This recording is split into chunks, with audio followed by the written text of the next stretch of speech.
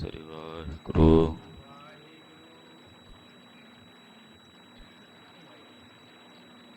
ਗੁਰੂ ਨਾਨਕ ਪਾਦ ਪੰਕਜ ਬੰਦਨ ਪਾਦ ਸਿਮਰੋ ਅੰਗਦ ਗੁਰ ਆਸ ਹਿਰਦੈ ਹਿਰਦੈ ਸ਼੍ਰੀ ਗੁਰੂ ਰਾਮਦਾਸ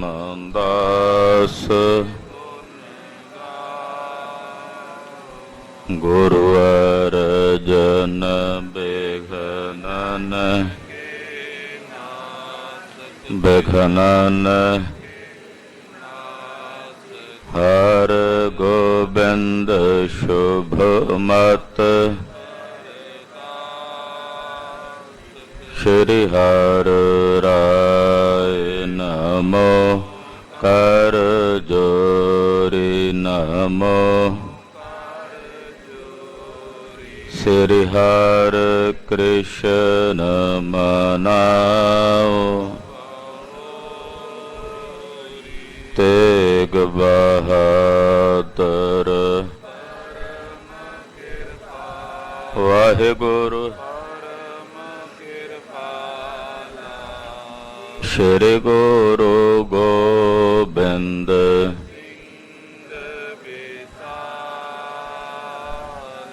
ਤਰੋ ਤਰਾ ਪਰ ਪੁੰਨ ਪੁੰਨ ਵਾਹਿਗੁਰੂ ਪੁੰਨ ਬੰਦੋ ਬਾਰ ਬਾਰ ਜਗਦੀਸਾ ਏਕੰਕਾਰ ਸਤਿਗੁਰੂ ਤੇ ਪ੍ਰਸਾਦ ਸਚ ਹੋਏ। ਵਾਹਿਗੁਰੂ ਜੀ ਕੀ ਫਤਿਹ। ਬਿਘਨ ਬਿਨਾਸਨ ਸੋਏ ਜਿਸ ਮਹਿ ਅੰਮ੍ਰਿਤ ਗਿਆਨ ਹੈ ਮਾਨਕ ਭਗਤ ਵੈਰਾਗ। ਗੁਰੂ ਗ੍ਰੰਥ ਸਾਹਿਬ ਉਦਦ ਬੰਦੋ ਕਰ ਅਨੁਰਾਗ। ਗੁਰੂ ਗ੍ਰੰਥ ਸਾਹਿਬ ਉਦਦ ਬੰਦੋ ਕਰ ਅਨੁਰਾਗ। ਸਤਿਨਾਮ ਸ੍ਰੀ ਵਾਹਿਗੁਰੂ ਸਾਹਿਬ ਜੀਓ। ਚੌਪਈ ਤਬ ਸਿੰਧੀ ਬੋਲਿਓ ਯੁਤ ਪ੍ਰੀਤੀ ਤੁਮਨੇ ਪਰਚੇ ਮਿਲ ਕੇ ਫਲ ਰੀਤੀ। ਮਕਸਦ ਮੋਰੋ ਨਾ ਹਾਸਲ ਹੋਇਆ ਆਏ ਪ੍ਰਥਮ ਜੋ ਬਚਨ ਬਗੋਇਆ। ਵਾਹਿਗੁਰੂ ਜੀ ਕਾ ਖਾਲਸਾ ਵਾਹਿਗੁਰੂ ਜੀ ਕੀ ਫਤਿਹ। ਧੰਨ ਧੰਨ ਗੁਰਦੇਵ ਜਿਸ ਸੰਗ ਹਰਿ ਜਪੇ ਗੁਰ ਕਿਰਪਾਲ ਜਪੈ ਤਾਪ ਗੁਣ ਸਭ ਛਪੇ। ਐਸੇ ਕਰਨ ਕਾਰਣ ਭਗਤ ਵਛਲ ਕਿਰਪਾ ਨਿਧਾਨ ਅਨਾਥ ਨਾਥ ਜਗਤ ਗੁਰੂ। ਸ਼੍ਰੀ ਗੁਰੂ ਗ੍ਰੰਥ ਸਾਹਿਬ ਜੀ ਮਹਾਰਾਜ ਜੀ ਦੀ ਪਾਵਨ ਪਵਿੱਤਰ ਹਜ਼ੂਰੀ 'ਚ ਜੁੜ ਬੈਠੀ ਗੁਰੂ ਕੀ ਸਾਜੀ ਔਰ ਨਵਾਜੀ ਹੋਈ। ਗੁਰੂ ਕਾ ਖਾਸ ਰੂਪ ਗੁਰੂ ਖਾਲਸਾ ਸਾਧ ਸੰਗਤ ਜੀਓ ਧੰਤਾ ਦੇ ਪਾਤਰ ਹੋ। ਸੰਧਿਆ ਵੇਲੇ ਦੇ ਸਜੇ ਹੋਏ ਦੀਵਾਨਾਂ 'ਚ ਇਕੱਤਰ ਹੋ ਕੇ ਸ਼੍ਰੋਮਣੀ ਭਗਤ ਭਗਤ ਕਬੀਰ ਜੀ ਮਹਾਰਾਜ ਜੀ ਦਾ ਪਾਵਨ ਪਵਿੱਤਰ ਜਨਮ ਦਿਹਾੜਾ ਬਹੁਤ ਹੀ ਸ਼ਰਧਾ ਭਾਵਨਾ ਅਦਬ ਸਤਿਕਾਰ ਸਹਿਤ ਮਨਾਉਣਾ ਕਰ ਰਹੇ ਹੋ। ਅੱਜ ਦੇ ਦਿਨ ਬਨਾਰਸ ਦੀ ਧਰਤੀ ਤੇ ਕਾਸ਼ੀ ਵਿਖੇ ਮਹਾਰਾਜ ਭਗਤ ਕਬੀਰ ਜੀ ਪ੍ਰਗਟ ਹੋਏ। ਭਾਈ ਨੀਰੂ ਨਾਮ ਦੇ ਜੁਲਾਹੇ ਦੇ ਘਰ ਵਿੱਚ ਮਹਾਰਾਜ ਭਗਤ ਕਬੀਰ ਜੀ ਦੀ ਪਰਵਰਿਸ਼ ਹੋਈ। ਬਚਪਨ ਤੋਂ ਹੀ ਨਿਰੰਕਾਰ ਅਕਾਲ ਪੁਰਖ ਵਾਹਿਗੁਰੂ ਪਰਮੇਸ਼ਰ ਦੀ ਭਗਤੀ ਦੇ ਰੰਗ ਵਿੱਚ ਤਦਾਕਾਰ ਹਨ। ਭਗਤੀ ਕਰਦਿਆਂ ਕਰਦਿਆਂ ਨਿਰੰਕਾਰ ਪਰਮੇਸ਼ਰ ਦੇ ਸਵਰੂਪ ਵਿੱਚ ਅਭੇਦ ਹੋ ਗਏ ਹਨ। ਭਗਤ ਕਬੀਰ ਜੀ ਦੀ ਸੋਭਾ ਪੂਰੇ ਬਨਾਰਸ ਦੇ ਵਿੱਚ ਪ੍ਰਗਟ ਹੈ।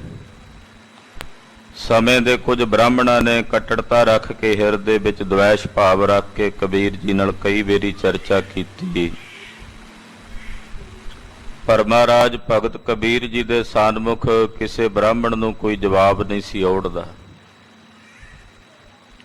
ਕਬੀਰ ਜੀ ਦੀਆਂ ਸ਼ਿਕਾਇਤਾਂ ਸਮੇਂ ਦੇ ਬਾਦਸ਼ਾਹ ਕੋਲ ਕੀਤੀਆਂ ਗਈਆਂ, ਪਰ ਉਹ ਬਾਦਸ਼ਾਹ ਵੀ ਕਬੀਰ ਜੀ ਦੇ ਚਰਨੀ ਢਹਿ ਪਿਆ।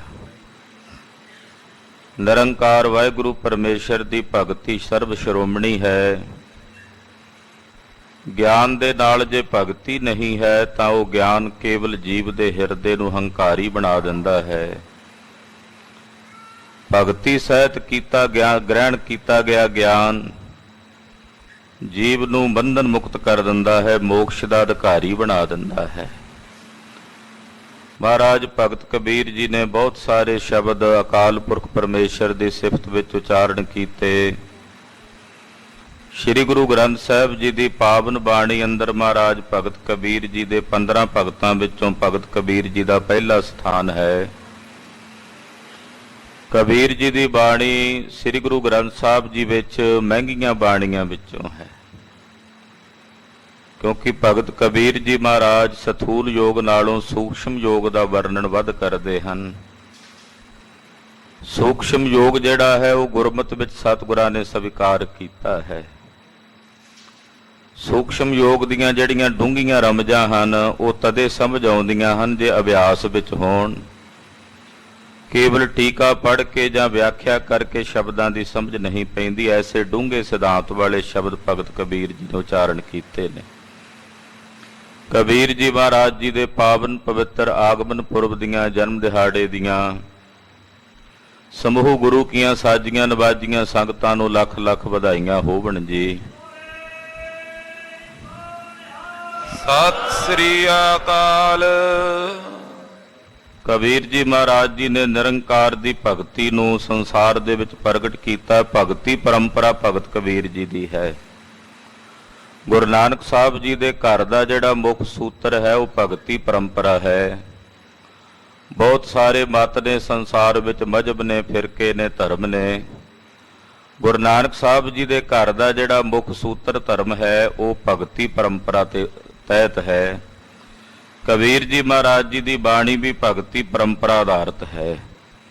ਗੁਰੂ ਸਾਹਿਬ ਕਿਰਪਾ ਕਰਨ, ਮਹਾਂਪੁਰਸ਼ਾਂ ਭਗਤਾਂ ਦੀ ਪਾਵਨ ਬਾਣੀ ਸਾਡੇ ਹਿਰਦਿਆਂ ਵਿੱਚ ਬੱਸੇ।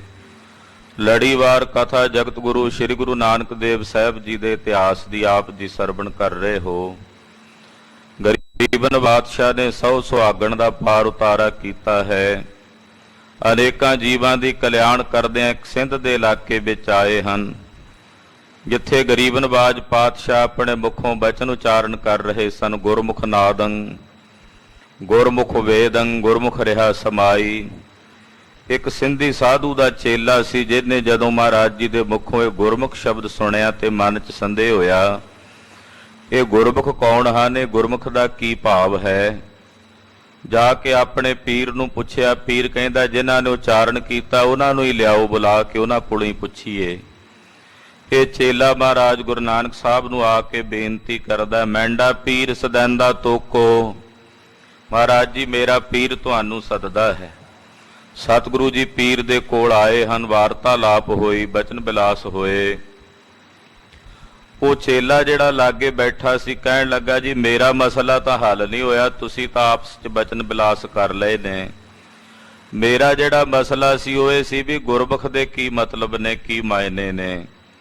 ਇਹ ਕਥਾ ਚੱਲ ਰਹੀ ਆ, ਉਹ ਮਨ ਬਿਰਤੀਆਂ ਇਕਾਗਰ ਕਰੀਏ। ਜਗਤ ਗੁਰੂ ਗੁਰੂ ਨਾਨਕ ਸਾਹਿਬ ਜੀ ਦੇ ਪਵਿੱਤਰ ਚਰਨਾਂ ਵਿੱਚ ਆਪਣੀਆਂ ਹਾਜ਼ਰੀਆਂ ਭਰੀਏ। ਸਰੀਰ ਕਰਕੇ ਹਾਜ਼ਰ ਹੋਏ ਹਾਂ, ਸੁਰਤ ਕਰਕੇ ਹਾਜ਼ਰੀ ਲਵਾਉਂਦੇ ਆਖੀਏ ਜੀ ਸਤਨਾਮ ਸ੍ਰੀ ਵਾਹਿਗੁਰੂ ਸਾਹਿਬ ਜੀ। ਸਤਨਾਮ ਸ੍ਰੀ ਵਾਹਿਗੁਰੂ ਸਾਹਿਬ ਜੀ। ਚੌਪਈ। ਤਬ ਸਿੰਧੀ ਬੋਲਿਓ ਯੁਤ ਪ੍ਰੀਤੀ। ਉਹ ਜਿਹੜਾ ਸਿੰਧੀ ਚੇਲਾ ਸੀ ਬੜੇ ਪ੍ਰੇਮ ਭਾਵ ਨਾਲ ਉਹਨੇ ਸਤਿਗੁਰਾਂ ਦੇ ਬਚਨ ਸੁਣੇ ਨੇ। ਉਹਦਾ ਪੀਰ ਵੀ ਸਤਿਗੁਰਾਂ ਦੇ ਪਾਸ ਬੈਠਾ ਸੀ ਤਾਂ ਉਹ ਬੜੇ ਪ੍ਰੇਮ ਸਹਿਤ ਬੋਲਿਆ। ਤੁਮ ਪਰਚੇ ਮਿਲ ਕੇ ਪਲ ਰੀਤੀ। ਕਹਿਣ ਲੱਗਾ ਪੀਰ ਜੀ ਤੁਸੀਂ ਤਾਂ ਗੁਰੂ ਨਾਨਕ ਸਾਹਿਬ ਨੂੰ ਮਿਲ ਕੇ ਭਲੀ ਪ੍ਰਕਾਰ ਨਾਲ ਪਰਚ ਗਏ ਹੋ, ਯਾਨੀ ਕਿ ਤੁਹਾਡੇ ਤਾਂ ਮਨ ਦੀ ਸੰਤੁਸ਼ਟੀ ਹੋ ਗਈ ਹੈ। ਮਕਸਦ ਮੋਰ ਨਾ ਹਾਸਲ ਹੋਇਆ। ਪਰ ਜਿਹੜਾ ਮੇਰਾ ਮਕਸਦ ਸੀ ਉਹ ਮੈਨੂੰ ਹਾਸਲ ਨਹੀਂ ਹੋਇਆ, ਮੈਨੂੰ ਮੇਰੇ ਮਕਸਦ ਦੀ ਪ੍ਰਾਪਤੀ ਨਹੀਂ ਹੋਈ। ਆਏ ਪ੍ਰਥਮ ਜੋ ਬਚਨ ਬਗੋਇਆ। ਇਹ ਗੁਰੂ ਨਾਨਕ ਸਾਹਿਬ ਜੀ ਜਿਹੜਾ ਤੁਸੀਂ ਆਣ ਕੇ ਪਹਿਲਾਂ ਬਚਨ ਉਚਾਰਨ ਕੀਤਾ ਸੀ ਨਾ ਗੁਰਮੁਖ ਸ਼ਬਦ, ਇਹਦੇ ਮਾਇਨੇ ਮੈਂ ਜਾਣਨਾ ਚਾਹੁੰਦਾ ਸੀ। ਉਹਦੇ ਮਾਇਨੇ ਹਾਲੇ ਮੈਨੂੰ ਪ੍ਰਾਪਤ ਨਹੀਂ ਹੋਏ, ਮੈਨੂੰ ਹਿਰਦੇ ਨੂੰ ਸੰਤੁਸ਼ਟੀ ਪ੍ਰਾਪਤ ਨਹੀਂ ਹੋਈ। ਸੁਨਤ ਪੀਰ ਨੇ ਗਿਰਾ ਬਖਾਨੀ। ਲਾਗੇ ਪੀਰ ਜਲਾਲ ਬੈਠਾ ਸੀ, ਬੋਲਿਆ ਕਹਿਣ ਲੱਗਾ ਤੁਮ ਜਾਣੇ ਮੈਂ ਸਭ ਗੁਣ ਖਾਨੀ। ਸਤਿਗੁਰਾਂ ਦੇ ਸਨਮੁਖ ਕਹਿਣ ਲੱਗਾ ਸਤਿਗੁਰੂ ਜੀ ਮੈਂ ਜਾਣ ਲਿਆ ਹੈ ਕਿ ਆਪ ਜੀ ਸਮਸਤ ਗੁਣਾਂ ਦੇ ਮਾਲਕ ਹੋ, ਗੁਣਾਂ ਦੀ ਖਾਨ ਹੋ। ਸਿੰਧੀ ਏਕ ਮਾਇਨੇ ਹੇਤੂ। ਆ ਜੋ ਮੇਰਾ ਚੇਲਾ ਹੈ ਸਿੰਧੀ ਇੱਕ ਮਾਇਨਾ ਆਪ ਜੀ ਦੇ ਪਾਸੋਂ ਜਾਣਨਾ ਚਾਹੁੰਦਾ ਹੈ। ਬਾਰ ਬਾਰ ਪੁੱਛ ਪ੍ਰੀਤ ਸਮੇਤੂ। ਇਹ ਬਾਰ-ਬਾਰ ਪ੍ਰੀਤ ਸਹਿਤ ਮੈਨੂੰ ਪੁੱਛਦਾ ਸੀ, ਪਰ ਮੈਂ ਇਹਨੂੰ ਦੱਸ ਨਹੀਂ ਸਕਿਆ, ਇਹਦੇ ਮਨ ਦੀ ਖਾਤਰ ਜਮਾ ਨਹੀਂ ਕਰ ਸਕਿਆ। ਆਪ ਜੀ ਕਿਰਪਾ ਕਰਕੇ ਇਹਦੇ ਮਨ ਦੀ ਤਸੱਲੀ ਕਰੋ। ਸੋ ਬਤਾਏ ਇਸ ਨਾਸੋ ਸੰਸਾਰ। ਇਹ ਸਤਿਗੁਰੂ ਗਰੀਬ ਨਵਾਜ ਜੀ ਆਪ ਜੀ ਕਿਰਪਾ ਕਰਕੇ ਇਸ ਗੁਰਮੁਖ ਸ਼ਬਦ ਦੇ ਮਾਇਨੇ ਸੁਣਾ ਕੇ ਇਹਦੇ ਮਨ ਦੀ ਸੰਤੁਸ਼ਟੀ ਕਰੋ, ਇਹਦੇ ਮਨ ਦੇ ਸੰਸ਼ੇ ਦੀ ਨਿਰਵਿਰਤੀ ਕਰੋ। ਬਰਾਬਰ ਕੀ ਇਨ ਕੀਨ ਪ੍ਰਸ਼ੰਸਾ। ਮਹਾਰਾਜ ਜੀ ਇਹਨੇ ਤੁਹਾਡੀ ਪ੍ਰਸ਼ੰਸਾ ਕੀਤੀ ਸੀ ਮੇਰੇ ਕੋਲੇ ਆ ਕੇ, ਇਹਦੀ ਬਦੌਲਤ ਹੀ ਮੈਨੂੰ ਤੁਹਾਡੇ ਦਰਸ਼ਨ ਹੋਏ ਹਨ। ਜਾਂ ਤੇ ਦਰਸ਼ਨ ਭਇਓ ਤੁਮਾਰਾ। ਕਿ ਆਪ ਜੀ ਦੇ ਮੈਂ ਦਰਸ਼ਨ ਕਰ ਰਿਹਾ, ਦੀਦਾਰ ਕਰ ਰਿਹਾ ਸਤਿਗੁਰੂ ਜੀ। ਇਹ ਇਸੇ ਮੇਰੇ ਸਿੰਧੀ ਚੇਲੇ ਕਰਕੇ ਹੀ ਕਰ ਰਿਹਾ, ਕਿਉਂਕਿ ਇਹਨੇ ਪਹਿਲਾਂ ਤੁਹਾਡੇ ਦਰਸ਼ਨ ਕੀਤੇ, ਮੇਰੇ ਕੋਲ ਆ ਕੇ ਤੁਹਾਡੀ ਪ੍ਰਸ਼ੰਸਾ ਕੀਤੀ ਤੇ ਮੈਂ ਤੁਹਾਡੇ ਦਰਸ਼ਨ ਕੀਤੇ ਹਨ। ਸਫਲ ਜਨਮ ਹੋਇਓ ਸੁਖ ਭਾਰਾ। ਮਹਾਰਾਜ ਮੇਰਾ ਇਹ ਜਨਮ ਸਫਲ ਹੋ ਗਿਆ ਹੈ, ਮੈਨੂੰ ਭਾਰੇ ਸੁਖ ਦੀ ਪ੍ਰਾਪਤੀ ਹੋ ਗਈ ਹੈ। ਮ੍ਰਿਦੁਲ ਮధుਰ ਮੁਖ ਗਿਰਾ ਉਚਾਰੀ। ਜਦੋਂ ਸਤਿਗੁਰੂ ਸੱਚੇ ਪਾਤਸ਼ਾਹ ਦੇ ਚਰਨਾਂ 'ਚ ਪੀਰ ਜਲਾਲ ਨੇ ਬੇਨਤੀ ਕੀਤੀ, ਸੁਣ ਕੇ ਸਤਿਗੁਰੂ ਗੁਰੂ ਨਾਨਕ ਪਾਤਸ਼ਾਹ ਨੇ ਬੜੇ ਮਿਲ ਕੋਮਲ ਤੇ ਮਿੱਠੇ ਬਚਨ ਕਹੇ। ਸੁਨ ਜਲਾਲ ਇੱਕ ਰੀਤ ਸੁਖਾਰੀ। ਮਹਾਰਾਜ ਜੀ ਕਹਿਣ ਲੱਗੇ ਪੀਰ ਜਲਾਲ ਜੀ ਸੁਣੋ, ਤੁਹਾਨੂੰ ਇੱਕ ਸੁਖਾਲੀ ਰੀਤ ਜਾਂ ਸੁਖਾਲਾ ਢੰਗ ਤਰੀਕਾ ਦੱਸਦੇ ਹਾਂ। ਜਾਏ ਕੁਲਫ ਕੀ ਜੋ ਵੈ ਕੁੰਜੀ। ਮਹਾਰਾਜ ਜੀ ਕਹਿੰਦੇ ਜੇ ਅਸੀਂ ਜਵਾਬ ਦੇਾਂਗੇ ਸ਼ਾਇਦ ਤੇਰੇ ਇਸ ਚੇਲੇ ਦੇ ਮਨ ਦੀ ਤਸੱਲੀ ਨਾ ਹੋਵੇ। ਤੂੰ ਜਵਾਬ ਦੇਂਗਾ, ਤੇਰੇ ਦਿੱਤੇ ਜਵਾਬ ਨਾਲ ਤੇਰਾ ਚੇਲਾ ਛੇਤੀ ਰਾਜੀ ਹੋਵੇਗਾ, ਕਿਉਂਕਿ ਇਹ ਚੇਲਾ ਤੇਰਾ। ਪਾਤਸ਼ਾਹ ਉਦਾਹਰਣ ਦਿੰਦੇ ਮਹਾਰਾਜ ਜੀ ਕਹਿੰਦੇ ਜਿਹੜੇ ਤਾਲੇ ਦੀ ਜਿਹੜੀ ਚਾਬੀ ਹੁੰਦੀ ਹੈ ਨਾ, ਉਹ ਚਾਬੀ ਉਸ ਤਾਲੇ ਨੂੰ ਲੱਗੇ ਤੇ ਸੁਖਾਲਾ ਖੁੱਲ ਜਾਂਦਾ। ਦੂਜੀ ਚਾਬੀ ਲਾ ਕੇ ਉਸ ਤਾਲੇ ਨੂੰ ਖੋਲਣਾ ਚਾਹੋ ਤੇ ਮੁਸ਼ਕਲ ਹੁੰਦੀ ਹੈ। ਮਹਾਰਾਜ ਜੀ ਕਹਿੰਦੇ ਚਾਬੀ ਤੂੰ ਹੈ ਤੇ ਤੇਰਾ ਜਿਹੜਾ ਇਹ ਚੇਲਾ ਹੈ, ਇਹ ਤਾਲਾ ਉਹ ਹੈ ਜਿਹਦੇ ਵਿੱਚ ਤੂੰ ਹੀ ਫਿੱਟ ਹੋਣਾ। ਅਸੀਂ ਜੇ ਜਵਾਬ ਦਿੱਤਾ ਤੇ ਇਹਦੀ ਤਸੱਲੀ ਨਹੀਂ ਹੋਣੀ, ਕਿਉਂਕਿ ਚੇਲਾ ਜੋ ਤੇਰਾ ਹੈ।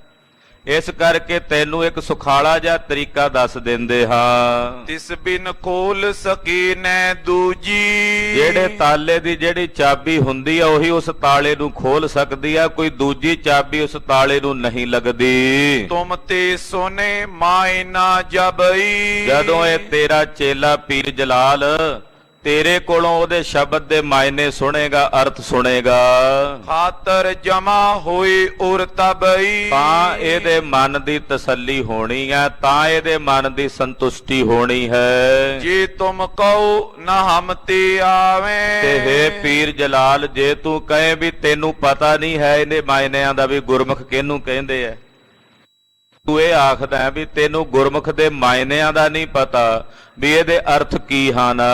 ਕਰੋ ਰੀਤ ਅਸ ਜੈਸ ਬਤਾਵੇਂ। ਤੇ ਉਹਦੇ ਵਾਸਤੇ ਵੀ ਤੈਨੂੰ ਤਰੀਕਾ ਦੱਸ ਦਿੰਨੇ ਆ ਵੀ ਤੂੰ ਗੁਰਮੁਖ ਪਦ ਦੇ ਜਿਹੜੇ ਮਾਇਨੇ ਨੇ ਉਹ ਕਿਵੇਂ ਸਮਝ ਸਕਦਾ। ਉਹਦੇ ਲਈ ਇੱਕ ਤਰੀਕਾ ਤੈਨੂੰ ਸੁਖਾਲਾ ਦੱਸ ਦਿੰਦੇ ਹਾਂ। ਚੱਲ ਕੇ ਮੱਕੇ ਪਹੁੰਚੋ ਜਬਈ।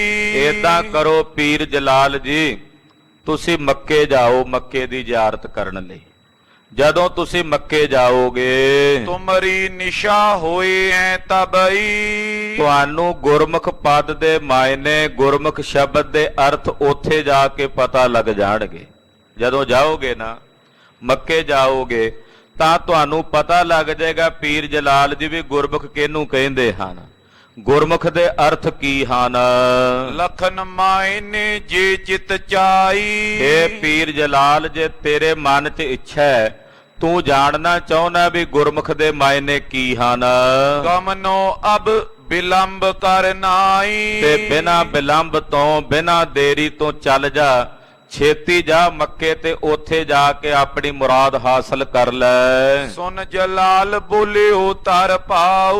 ਸਤਿਗੁਰੂ ਜੀ ਦੇ ਬਚਨ ਸੁਣ ਕੇ ਪੀਰ ਜਲਾਲ ਜੀ ਹੱਥ ਜੋੜ ਕੇ ਬੜੇ ਪ੍ਰੇਮ ਸਹਿਤ ਬੋਲੇ, ਆਪ ਰਹੋ ਤਬ ਲੋ ਇਸ ਥਾਉ। ਕਹਿਣ ਲੱਗਾ ਜੀ ਮੈਂ ਤਾਂ ਜਾਵਾਂਗਾ ਪਰ ਮੱਕੇ ਜਾਣਾ ਆਉਣਾ ਬੜਾ ਲੰਮਾ ਪੈਂਦਾ, ਤੇ ਤੁਸੀਂ ਓਨੀ ਦੇਰ ਤੱਕ ਇੱਥੇ ਰਹੋਗੇ ਭਲਾ, ਜਦੋਂ ਤੱਕ ਮੈਂ ਜਾ ਕੇ ਅਰਥਾਂ ਦਾ ਨਹੀਂ ਪਤਾ ਕਰ ਆਉਂਦਾ।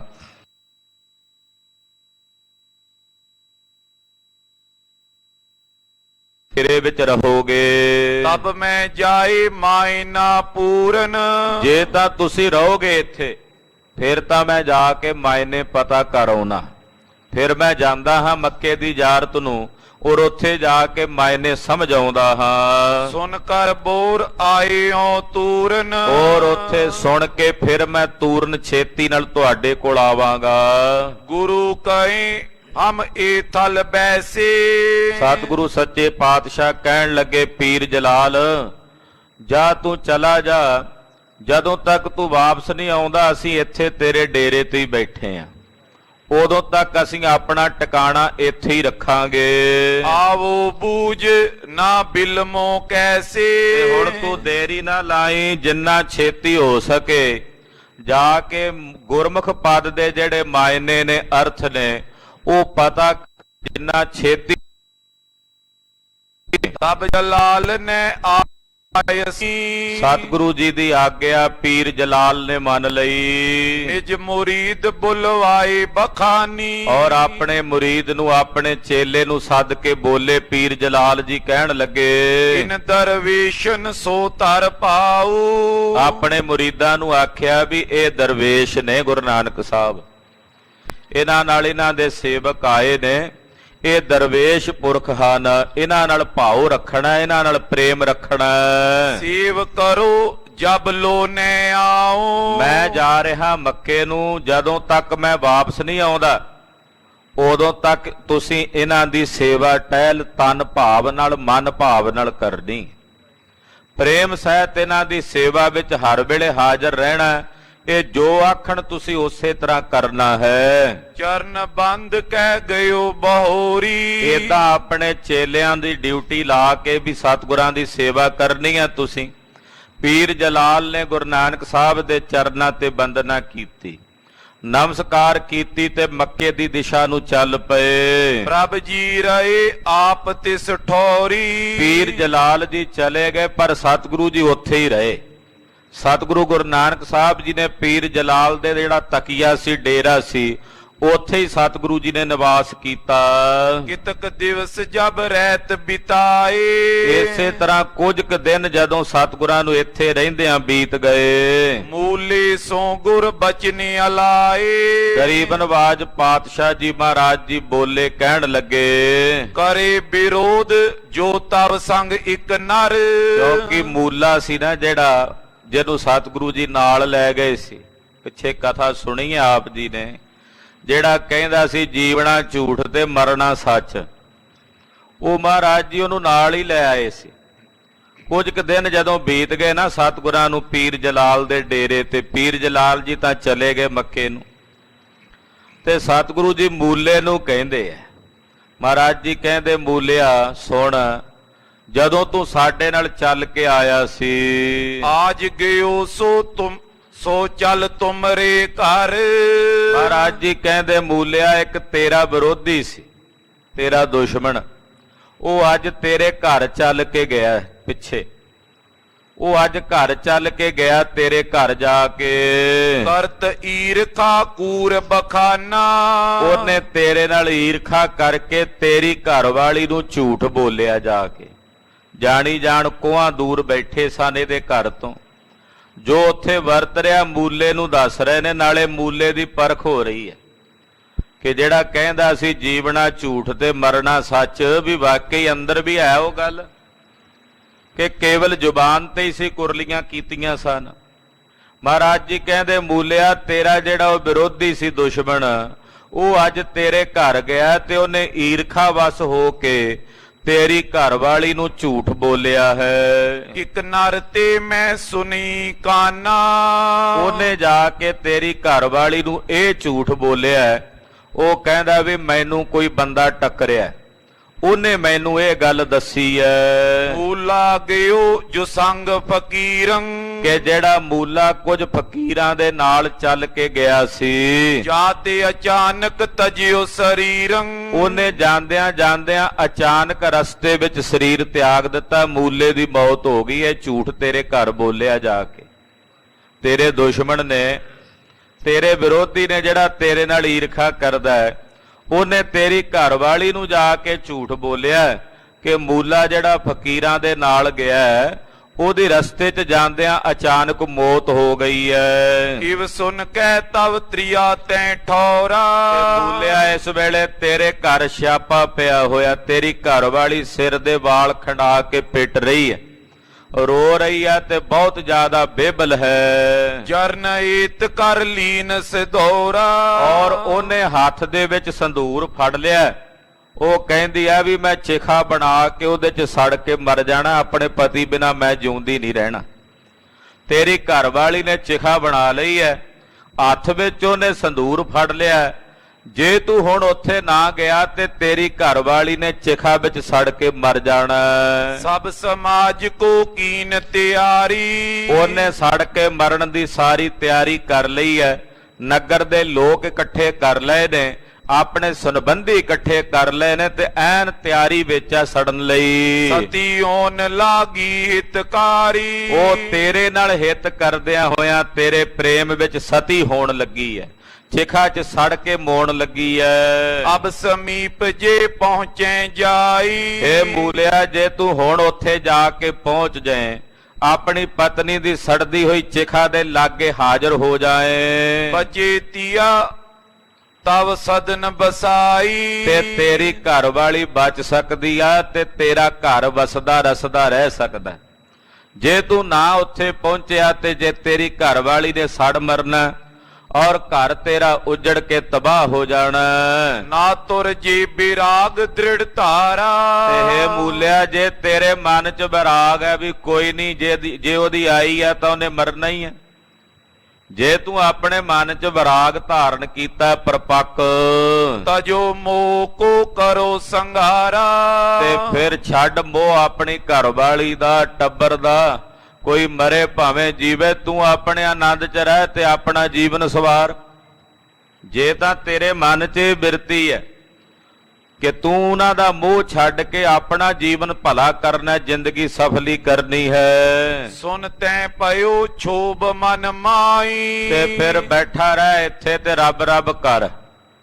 ਜਦੋਂ ਮਹਾਰਾਜ ਜੀ ਨੇ ਕਿਹਾ ਨਾ ਵੀ ਏਦਾਂ ਮਰਨ ਵਾਲੀ ਹੈ ਤੇਰੀ ਘਰ ਵਾਲੀ ਚਿਖਾ ਜਲਾ ਕੇ, ਮੂਲਾ ਇੱਕਦਮ ਕਾਲਾ ਪੈ ਗਿਆ, ਇੱਕਦਮ ਤਰਲੋ ਮੱਛੀ ਹੋਣ ਲੱਗ ਪਿਆ। ਮਹਾਰਾਜ ਮੇਰਾ ਤਾਂ ਘਰ ਉਜੜ ਜਾਣਾ, ਉਹਦੇ ਕਰਕੇ ਘਰ ਵਸਦਾ ਸੀ, ਘਰ ਤਬਾਹ ਹੋ ਜਾਣਾ।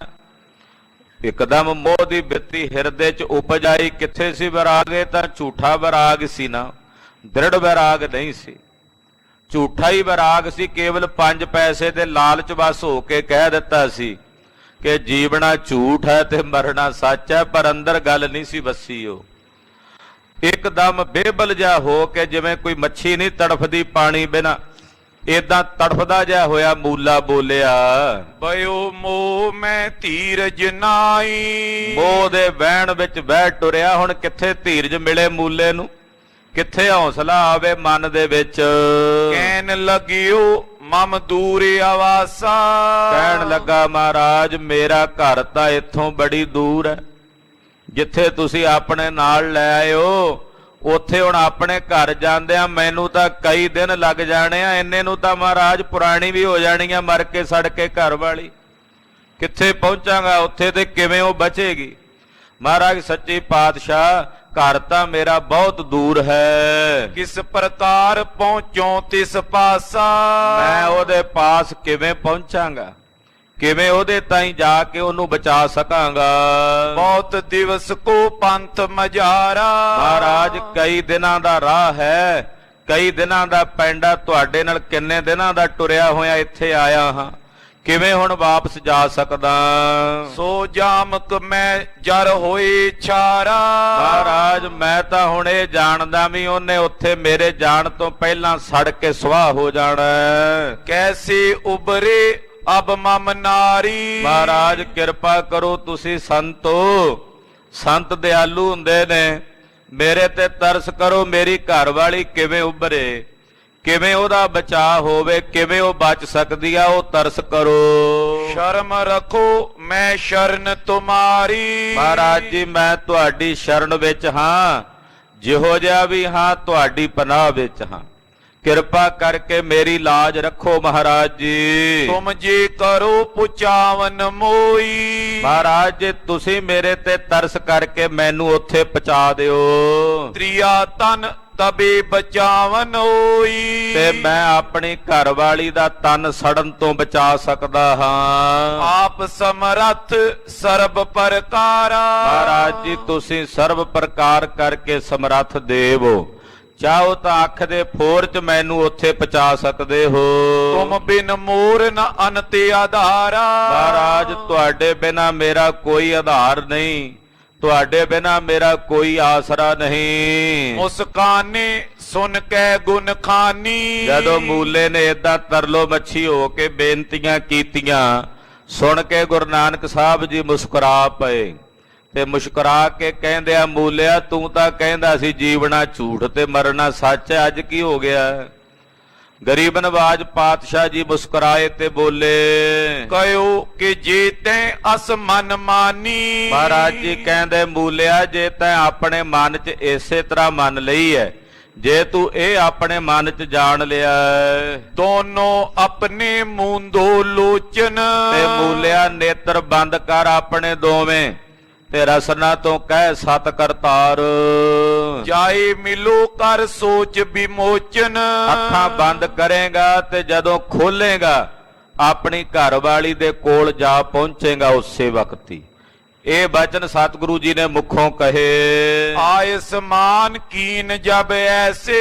ਸਤਿਗੁਰਾਂ ਦੀ ਆਗਿਆ ਮੰਨ ਕੇ ਮੂਲੇ ਨੇ ਉਸੇ ਵੇਲੇ ਨੇਤਰ ਬੰਦ ਕੀਤੇ ਤੇ ਨੇਤਰ ਬੰਦ ਕਰਕੇ ਕਿਹਾ ਸਤ ਕਰਤਾਰ। ਖੋਲ ਬਿਲੋ ਕੇ ਉਹ ਨਿਜ ਘਰ ਬੈਸੋ। ਜਦੋਂ ਨੇਤਰ ਬੰਦ ਕੀਤੇ ਉਦੋਂ ਸਤਿਗੁਰਾਂ ਕੋਲ ਬੈਠਾ ਸੀ, ਜਦੋਂ ਨੇਤਰ ਖੋਲੇ ਤੇ ਖੋਲ ਕੇ ਕੀ ਵੇਖਦਾ, ਆਪਣੇ ਘਰ ਬੈਠਾ ਆਪਣੀ ਘਰ ਵਾਲੀ ਦੇ ਸਾਹਮਣੇ ਉੱਥੇ ਹਾਜ਼ਰ ਹੋ ਗਿਆ। ਅੱਖਾਂ ਖੋਲਦਿਆਂ ਸਾਰ ਜਰਤੇ ਆਪਣੀ ਤੀਆ ਉਬਾਰੀ। ਅੱਗੋਂ ਘਰ ਵਾਲੀ ਸੜਨ ਦੀ ਤਿਆਰੀ 'ਚ ਸੀ, ਜਾ ਕੇ ਉਹਨੂੰ ਰੋਕ ਲਿਆ, ਵਰਜ ਲਿਆ, ਆਖਿਆ ਭਾਗਵਾਨ ਨੇ ਮੈਂ ਮਰਿਆ ਨਹੀਂ। ਉਹ ਜਿਹੜਾ ਆ ਕੇ ਕਹਿ ਗਿਆ ਸੀ ਤੈਨੂੰ ਝੂਠ ਬੋਲ ਕੇ ਗਿਆ। ਉਸੇ ਵੇਲੇ ਇਹਦੀ ਘਰ ਵਾਲੀ 'ਚ ਮਾਨੋ ਜਿਵੇਂ ਮੁਰਦੇ 'ਚ ਜਿੰਦ ਪੈਂਦੀ ਹੈ, ਉਹ ਖੁਸ਼ ਹੋਈ, ਪ੍ਰਸੰਨ ਹੋਈ ਤੇ ਆਪਣੇ ਘਰ ਰਹਿਣ ਲੱਗਾ। ਲੱਗਿਓ ਕਰਨ ਪੂਰਬ ਸਮਕਾਰੀ। ਜਿਹੜੇ ਕਾਰ ਵਿਹਾਰੇ ਦੁਕਾਨਦਾਰੀ ਦੇ ਪਹਿਲਾਂ ਕਰਦਾ ਸੀ ਮੂਲਾ, ਉਸੇ ਤਰ੍ਹਾਂ ਫਿਰ ਉਹ ਆਪਣੇ ਘਰ ਦੇ ਕੰਮਕਾਰਾਂ ਵਿੱਚ ਵਿਅਸਤ ਹੋ ਗਿਆ। ਇਹਨੂੰ ਸਤਿਗੁਰੂ ਜੀ ਭੁੱਲ ਗਏ। ਦੋਹਰਾ ਕੂਰੇ ਆਸਰੇ ਅਪਰ ਤਜ ਗਹੋ ਸਤਿਗੁਰ ਕੀ ਸ਼ਰਨ। ਮਹਾਕਵੀ ਕਵੀ ਰਾਜ ਭਾਈ ਸਾਹਿਬ ਭਾਈ ਸੰਤੋਖ ਸਿੰਘ ਜੀ ਚੂੜਾਮਣੀ ਜੀ ਉਹ ਕਹਿੰਦੇ ਆ, ਹੇ ਮੇਰਿਆ ਮਨਾ ਝੂਠੇ ਆਸਰੇ ਛੱਡ ਕੇ ਸਤਿਗੁਰਾਂ ਦੀ ਸ਼ਰਨ ਨੂੰ ਗ੍ਰਹਿਣ ਕਰ। ਆ ਦੁਨੀਆ ਦੇ ਜਿੰਨੇ ਆਸਰੇ ਨੇ ਸਭ ਝੂਠੇ ਨੇ। ਇਹ ਸੰਸਾਰ ਹੀ ਝੂਠਾ ਹੈ ਤੇ ਫਿਰ ਇਹ ਸੰਸਾਰ ਦਾ ਆਸਰਾ ਵੀ ਤਾਂ ਝੂਠਾ ਹੀ ਹੋਇਆ ਨਾ। ਸੰਸਾਰ ਝੂਠਾ ਹੈ, ਸੰਸਾਰ ਦਾ ਆਸਰਾ ਵੀ ਝੂਠ ਹੈ। ਤੁਸੀਂ ਆਖੋਗੇ ਜੇ ਝੂਠ ਹੈ ਕਿਉਂ ਨਜ਼ਰ ਆਉਂਦਾ? ਇਹ ਨਜ਼ਰ ਤਾਂ ਆ ਰਿਹਾ ਕਿਉਂਕਿ ਉਪਾਧੀ ਹੈ। ਅਗਿਆਨ ਨੇ ਉਪਾਧੀ ਕਰਕੇ ਸੰਸਾਰ ਨੂੰ ਸਿਰਜ ਕੇ ਸਾਡੇ ਨੇਤਰਾਂ ਦੇ ਸਾਹਮਣੇ ਕੀਤਾ ਹੋਇਆ। ਵਾਸਤਵਿਕ ਵਿੱਚ ਜਦੋਂ ਇਹ ਉਪਾਧੀ ਦੂਰ ਹੋ ਜਾਏ ਤੇ ਫਿਰ ਇਹ ਸੰਸਾਰ ਨਹੀਂ ਹੈ। ਕੇਵਲ ਉਪਾਧੀ ਭੇਦ ਕਰਕੇ ਵਖਰੇਵਾਂ ਨਾਨਾ ਤਬ ਸੰਸਾਰ 'ਚ ਨਜ਼ਰ ਆ ਰਿਹਾ ਹੈ। 100 ਘੜਾ ਜ਼ਮੀਨ ਤੇ ਪਿਆ, 100 ਘੜਿਆਂ ਵਿੱਚ ਜਿਹੜਾ ਖਾਲੀ ਆਕਾਸ਼ ਹੈ ਸਾਰਿਆਂ ਵਿੱਚ ਇੱਕੋ ਜਿਹਾ, ਉਹਨੂੰ ਘਟਾ ਆਕਾਸ਼ ਕਹਿੰਦੇ ਹਨ। ਘੜਿਆਂ ਦੀ ਜਿਹੜੀ ਬਾਹਰਲੀ ਉਪਾਧੀ ਆ ਉਹਨਾਂ ਕਰਕੇ ਵਖਰੇਵੇਂ ਕਰਕੇ 100 ਘੜੇ ਨਜ਼ਰ ਆ ਰਹੇ ਨੇ। ਵਾਸਤਵਿਕ ਰੂਪ ਦੇ ਵਿੱਚ ਉਹਨਾਂ ਵਿੱਚ ਜਿਹੜਾ ਆਕਾਸ਼ ਹੈ ਉਹ ਤਾਂ ਇੱਕੋ ਹੀ ਹੈ ਨਾ। ਉਪਾਧੀ ਟੁੱਟੇਗੀ, ਡੰਡੇ ਨਾਲ ਘੜੇ ਤੋੜ ਦਿਓ ਸਾਰੇ, ਤੇ ਵਿਚਲੇ ਜਿੰਨੇ ਆਕਾਸ਼ ਨੇ ਉਹ ਫਿਰ ਉਹ ਵੱਖਰੇ ਵੱਖਰੇ ਰਹਿਣਗੇ ਕਿ ਇੱਕੋ ਹੀ ਹੋ ਜਾਣਗੇ? ਇੱਕੋ ਹੋ ਜਾਣਗੇ ਨਾ। ਇਉਂ ਉਪਾਧੀ ਭੇਦ ਕਰਕੇ ਨਾਨਾ ਤਬ ਸੰਸਾਰ ਵਿੱਚ ਨਜ਼ਰ ਆਉਂਦਾ ਹੈ, ਪਰ ਸੱਚਾਈ ਇਹ ਹੈ ਕਿ ਕੇਵਲ ਇੱਕ ਅਕਾਲ ਪੁਰਖ ਹੀ ਸੱਤ ਹੈ, ਬਾਕੀ ਉਪਾਧੀਆਂ ਬਿਨਸਣੇ ਵਾਲੀਆਂ ਹਨ। ਇਸ ਕਰਕੇ ਕਹਿੰਦੇ ਆ ਮਹਾਕਵੀ ਜੀ ਕਿ ਹੇ ਮੇਰਿਆ ਮਨਾ, ਆ ਸੰਸਾਰ ਦੇ ਆਸਰੇ ਝੂਠੇ ਨੇ। ਝੂਠੇ ਆਸਰਿਆਂ ਨੂੰ ਛੱਡ ਕੇ ਗਹੋ ਸਤਿਗੁਰ ਕੀ ਸ਼ਰਨ, ਸਤਿਗੁਰਾਂ ਦੀ ਸ਼ਰਨ ਗ੍ਰਹਿਣ ਕਰ, ਕਿਉਂਕਿ ਗੁਰੂ ਸੱਤ ਹੈ ਔਰ ਗੁਰੂ ਦੀ ਸ਼ਰਨ ਵੀ ਸੱਤ ਹੈ। ਸਤਿਗੁਰੂ ਜੀ ਸੱਤ ਨੇ ਔਰ ਸਤਿਗੁਰਾਂ ਦੀ ਸ਼ਰਨ ਵੀ ਸੱਤ ਹੈ। ਇਸ ਕਰਕੇ ਗੁਰੂ ਦੀ ਸ਼ਰਨ ਨੂੰ ਗ੍ਰਹਿਣ ਕਰ। ਬੇਨਤੀ ਕਰਕੇ ਗੁਰਦੇਵ ਦੀ ਸ਼ਰਨ ਵਿੱਚ ਆ ਕੇ ਸ਼ਰਨ ਸੂਰ ਗੁਰਦੇਵ ਨੂੰ ਬੇਨਤੀ ਕਰਕੇ ਕਹਿ, ਜਪ ਤਪ ਸੰਜਮ ਧਰਮ ਨਾ ਕਮਾਇਆ, ਸੇਵਾ ਸਾਧ ਨਾ ਜਾਣਿਆ ਹਰ ਰਾਇਆ। ਕਹੋ ਨਾਨਕ ਹਮ ਨੀਚ ਕਰਮਾ, ਸਰਣ ਪਰੇ ਕੀ ਰਾਖੋ ਸ਼ਰਮਾ। ਹੇ ਮੇਰਿਆ ਮਨਾ, ਸੱਚੇ ਸਤਿਗੁਰਾਂ ਦੀ ਸ਼ਰਨ ਨੂੰ ਗ੍ਰਹਿਣ ਕਰ। ਮਲ ਉਤਾਰ ਬੋ ਵਿਸ਼ੇ ਕੀ, ਹਰੋ ਜਨਮ ਪੁਨ ਮਰਨ। ਵਿਸ਼ਿਆਂ ਵਿਕਾਰਾਂ ਦੀ ਮੈਲ ਨੂੰ ਆਪਣੇ ਹਿਰਦੇ ਚੋਂ ਲਾ ਕੇ, ਹਰੋ ਜਨਮ ਪੁਨ ਮਰਨ, ਜਨਮ ਤੇ ਮਰਨ ਦੋਨਾਂ ਨੂੰ ਆਪਣੇ ਹਿਰਦੇ ਚੋਂ ਹਰ ਲੈ, ਦੂਰ ਕਰ ਲੈ। ਵਿਸ਼ਿਆਂ ਵਿਕਾਰਾਂ ਦੀ ਮੈਲ ਨੂੰ ਆਪਣੇ ਹਿਰਦੇ ਚੋਂ ਦੂਰ ਕਰਕੇ ਜਨਮ ਪੁਨ ਮਰਨ ਦੋਨਾਂ ਨੂੰ ਨਿਵਾਰ ਲੈ, ਦੂਰ ਕਰ ਲੈ ਗੁਰੂ ਦੀ ਸ਼ਰਨ 'ਚ ਪੈ ਕੇ। ਜੋ ਪਈ ਅਬ ਜਲਾਲ ਕੋ ਸੁਨੋ ਬਿਰਤੰਤੇ। ਇਹ ਤਾਂ ਸੀ ਮੂਲੇ ਦਾ ਪ੍ਰਸੰਗ। ਹੁਣ ਉਧਰ ਜਲਾਲ ਦੀ ਕਥਾ ਸੁਣੋ। ਪੀਰ ਜਲਾਲ ਜਿਹੜਾ ਮੱਕੇ ਨੂੰ ਗਿਆ ਸਤਿਗੁਰਾਂ ਦਾ ਬਚਨ ਮੰਨ ਕੇ, ਗੁਰਮੁਖ ਪਦ ਦੇ ਮਾਇਨੇ ਸਮਝਣ ਲਈ ਵੀ ਗੁਰਮੁਖ ਕਿਹਨੂੰ ਕਹਿੰਦੇ ਆ, ਗੁਰਮੁਖ ਦੀ ਅਵਸਥਾ ਕੀ ਹੈ, ਇਹ ਜਾਣਨ ਵਾਸਤੇ ਪੀਰ ਜਲਾਲ ਜੀ ਗਏ ਹਨ। ਸ਼੍ਰੀ ਅੰਗਦ ਜੀ ਗੁਣ ਗਨਵੰਤੇ। ਬ੍ਰਹਮ ਗਿਆਨੀ ਭਾਈ ਬਾਲਾ ਜੀ ਇਹ ਕਥਾ ਸੁਣਾ ਰਹੇ ਨੇ ਗੁਰੂ ਅੰਗਦ ਸਾਹਿਬ ਨੂੰ। ਕਹਿੰਦੇ ਹੇ ਗੁਣਾਂ ਦੇ ਮਾਲਕ ਸਤਿਗੁਰੂ ਗੁਰੂ ਅੰਗਦ ਸਾਹਿਬ ਜੀ ਸੁਣੋ। ਸ਼੍ਰੀ ਗੁਰ ਕੋ ਬਸਾਏ ਨਿਜ ਥਾਈ। ਕਿ ਸਤਿਗੁਰੂ ਜੀ ਨੂੰ ਪੀਰ ਜਲਾਲ ਨੇ ਆਪਣੇ ਡੇਰੇ ਤੇ ਬਿਠਾਇਆ, ਛੱਡਿਆ। ਤੂਰਨ ਮਾਰਗ ਆਇਓ ਤਾਈ। ਔਰ ਪੀਰ ਜਲਾਲ ਜੀ ਨੇ ਬੜੀ ਛੇਤੀ ਨਾਲ ਪੈਂਡਾ ਤੈਅ ਕੀਤਾ।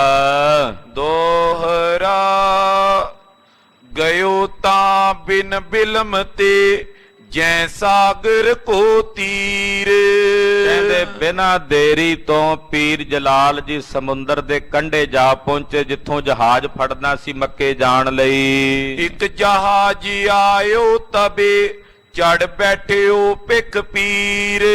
ਇੱਕ ਜਹਾਜ਼ ਆਇਆ, ਉਹ ਜਹਾਜ਼ ਵੇਖ ਕੇ ਪੀਰ ਜੀ ਉਸ ਜਹਾਜ਼ ਤੇ ਸਵਾਰ ਹੋ ਗਏ ਮੱਕੇ ਜਾਣ ਵਾਸਤੇ। ਜੋ ਪਈ ਚਲਿਓ ਜਹਾਜ਼ ਸੋ ਉਦਰ ਮਜਾਰੇ। ਸਮੁੰਦਰੀ ਜਹਾਜ਼ ਹੈ, ਉਦਰ ਸਮੁੰਦਰ ਦੇ ਵਿੱਚੋਂ ਟੁਰਿਆ ਜਾ ਰਿਹਾ ਹੈ। ਲੱਗਿਓ ਜਾਏ ਗਿਰ ਏਕ ਕਿਨਾਰੇ। ਕਹਿੰਦੇ ਉਹ ਜਹਾਜ਼ ਚੱਲ ਕੇ ਸਮੁੰਦਰ ਵਿੱਚ ਹੀ ਇੱਕ ਟਾਪੂ ਹੈ, ਪਹਾੜ ਹੈ, ਉਹਦੇ ਨਾਲ ਜਾ ਕੇ ਲੱਗਾ। ਉਤਰਿਓ ਤਬ ਜਹਾਜ਼ ਤੇ ਗਇਓ। ਤੇ ਪੀਰ ਜਲਾਲ ਨੇ ਵੇਖਿਆ ਵੀ ਜਹਾਜ਼ ਇੱਥੇ ਰੁਕਣਾ ਹੈ। ਇਹ ਜਹਾਜ਼ ਤੋਂ ਥੱਲੇ ਲੱਥ ਕੇ ਤੇ ਉਹ ਜਿਹੜਾ ਪਹਾੜ ਸੀ ਟਾਪੂ, ਉਹ ਵੇਖਣ ਵਾਸਤੇ ਪੀਰ ਜਲਾਲ ਜੀ ਚਲੇ ਗਏ। ਗਿਰ ਦੇਖਨ ਕੇ ਤੋਲ ਸਇਓ। ਪਹਾੜ ਬੜਾ ਸੋਹਣਾ ਸੀ, ਟਾਪੂ ਬੜਾ ਸੁੰਦਰ ਸੀ, ਉਸ ਟਾਪੂ ਨੂੰ ਵੇਖਣ ਵਾਸਤੇ ਬੜੇ ਹੁਲਸ ਕੇ ਚਾਅ ਨਾਲ ਗਏ। ਅਤ ਸੁੰਦਰ ਮੰਦਰ ਬਹੁ ਦੇਖੇ। ਵੇਖਿਆ, ਚਲਦੇ ਚਲਦੇ ਅੱਗੇ ਤੱਕ ਚਲੇ ਗਏ ਟਾਪੂ ਵਿੱਚ। ਕੀ ਵੇਖਦੇ ਨੇ? ਬੜੇ ਸੋਹਣੇ ਮਕਾਨ ਬਣੇ ਹੋਏ ਨੇ, ਸੁੰਦਰ, ਬਹੁਤ ਹੀ ਸੁੰਦਰ ਮਕਾਨ, ਕਮਰੇ ਸੋਹਣੇ ਜੇ ਬਣੇ ਹੋਏ ਨੇ। ਜਿਨ ਮੈਂ ਸੇਜਾ ਰੁਚਰ ਬਿਸ਼ੇਖੇ। ਔਰ ਉਹਨਾਂ ਮਕਾਨਾਂ ਵਿੱਚ ਸੋਹਣੇ ਸੇਜਾਂ ਲੱਗੀਆਂ ਹੋਈਆਂ, ਬਿਸਤਰੇ ਵਿਛੇ ਹੋਏ ਨੇ। ਮਾਨਵ ਕੋ ਨੇ ਦੇਖਿਓ ਤੈਵਾ। ਚਿੱਟੇ ਰੰਗ ਦੇ ਵਿਛੋਣੇ ਵਿਛੇ ਹੋਏ ਨੇ, ਮਕਾਨ ਬੜੇ ਸੁੰਦਰ ਨੇ। ਪਰ ਹੈਰਾਨੀ ਇਹ ਹੋਈ ਪੀਰ ਜਲਾਲ ਨੂੰ ਵੇਖ ਕੇ ਵੀ ਬੰਦਾ ਕੋਈ ਨਹੀਂ ਦਿਸਦਾ ਉੱਥੇ, ਪਰ ਉਹ ਬਿਸਤਰੇ ਬੜੇ ਸਾਫ਼ ਸੁਥਰੇ ਨੇ, ਜਿੱਥੋਂ ਪਤਾ ਲੱਗਦਾ ਵੀ ਕੋਈ ਨਾ ਕੋਈ ਤਾਂ ਇੱਥੇ ਰਹਿੰਦਾ। ਕਿਉਂਕਿ ਜੇ ਉੱਥੇ ਮਿੱਟੀ ਘੱਟਾ ਖਿਲ ਰਿਹਾ ਹੁੰਦਾ ਤਾਂ ਹੁੰਦਾ ਵੀ ਸ਼ਾਇਦ ਕੋਈ ਨਹੀਂ ਰਹਿੰਦਾ। ਬੰਦਾ ਕੋਈ ਨਹੀਂ ਦਿਸਦਾ ਉੱਥੇ, ਪਰ ਸਾਫ਼ ਸਫਾਈ ਵੀ ਬਹੁਤ ਹੈ। ਪੀਰ ਜਲਾਲ ਜੀ ਵੇਖ ਕੇ ਬੜੇ ਹੈਰਾਨ ਹੋਏ। ਜਿਤ ਮੈਂ ਅਤ ਚੱਕਰਿਤ ਹੋਇ ਰੇਵਾ। ਮਨ 'ਚ ਬੜੇ ਚੱਕਰਤ ਹੋਏ, ਬਹੁਤ ਜ਼ਿਆਦਾ ਹੈਰਾਨ ਹੋਏ। ਕਰੇ ਵਿਚਾਰ ਭਿਖਿਓ ਪਰ ਦੁਖੋ। ਮਨ 'ਚ ਵਿਚਾਰ ਕੀਤੀ ਵੀ ਸ਼ਾਮ ਨੂੰ ਵੇਖਾਂਗੇ, ਕਿਉਂਕਿ ਹੋ ਸਕਦਾ ਵੀ ਜਿਹੜੇ ਬੰਦੇ ਇੱਥੇ ਰਹਿੰਦੇ ਨੇ ਨਾ ਕਮਰਿਆਂ 'ਚ, ਹੋ ਸਕਦਾ ਸ਼ਾਮ ਨੂੰ ਆਉਂਦੇ ਹੋਣ, ਦਿਨੇ ਕਿਤੇ ਜਾਂਦੇ ਹੋਣਗੇ। ਸੋਚਦਾ ਪੀਰ ਜਲਾਲ ਕਿ ਜਦੋਂ ਸ਼ਾਮ ਹੋਵੇਗੀ ਉਦੋਂ ਵੇਖਾਂਗੇ। ਨਿਸਰੈ ਅੰਨ ਉਦਰ ਨਿਜ ਪੋਖੋ। ਔਰ ਨਾਲੇ ਇੱਥੇ ਰਾਤ ਨੂੰ ਪ੍ਰਸ਼ਾਦੇ ਪਾਣੀ ਦਾ ਪ੍ਰਬੰਧ ਹੋ ਜਾਏਗਾ ਮੇਰੇ ਲਈ, ਔਰ ਪ੍ਰਸ਼ਾਦਾ ਛਕ ਲਵਾਂਗਾ। ਸਿੰਧ ਕਿਨਾਰ ਆਏ ਸੋ ਬੈਸਾ। ਪੀਰ ਜਲਾਲ ਜੀ ਚੱਲ ਕੇ ਸਮੁੰਦਰ ਦੇ ਕੰਢੇ ਵਾਲੇ ਪਾਸੇ, ਉਸ ਪਾਸੇ ਆ ਕੇ ਬੈਠ ਗਏ। ਕੌਤਕ ਤਾਂ ਬਿਲੋ ਕਿਉ ਐਸਾ। ਜਿਹੜਾ ਜਹਾਜ਼ ਸੀ ਜਿਹਦੇ ਤੇ ਆਏ, ਉਹ ਜਹਾਜ਼ ਉੱਥੋਂ ਨਿਕਲ ਗਿਆ। ਪੀਰ ਜੀ ਰਹਿ ਗਏ ਇਕੱਲੇ ਉੱਥੇ ਬੈਠੇ।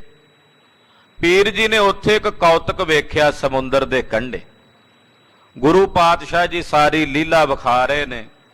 ਸਮਝਾਣਾ ਸੀ ਪੀਰ ਜਲਾਲ ਨੂੰ ਵੀ ਗੁਰਮੁਖ ਦੀ ਅਵਸਥਾ ਕੀ ਹੁੰਦੀ, ਗੁਰਮੁਖ ਕਿਸ ਨੂੰ ਕਹਿੰਦੇ ਨੇ, ਇਹ ਸਮਝਾਣਾ ਸੀ। ਉਹਦੇ ਲਈ ਇਹ ਸਾਰੀ ਖੇਡ ਗੁਰੂ ਸਾਹਿਬ ਜੀ ਦੀ ਆਪਣੀ ਰਚੀ ਹੋਈ।